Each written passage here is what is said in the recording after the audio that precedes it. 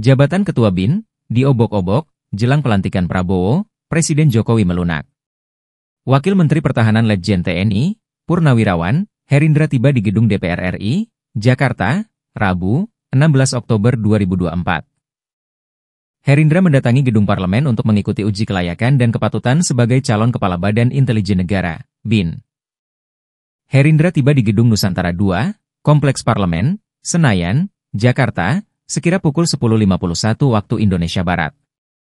Herindra bakal menggantikan Budi Gunawan. Terkait pergantian ini, Presiden Joko Widodo, Jokowi, mengungkap dilakukan usai diskusi dengan Presiden terpilih periode 2024-2029 Prabowo Subianto. Itu atas permintaan Pak Prabowo, itu tuturnya kepada wartawan di Medan, Rabu, 16 Oktober 2024. Kepala Kantor Komunikasi Kepresidenan Presidential Communication Office, PCO, Hasan Nasbi, mengatakan bahwa pencalonan Muhammad Herindra lantaran Prabowo Subianto ingin melantik Kepala BIN bersama kabinetnya nanti. Untuk dapat mengangkat Kepala BIN, maka Presiden mengusulkan satu orang calon untuk mendapatkan pertimbangan DPR RI.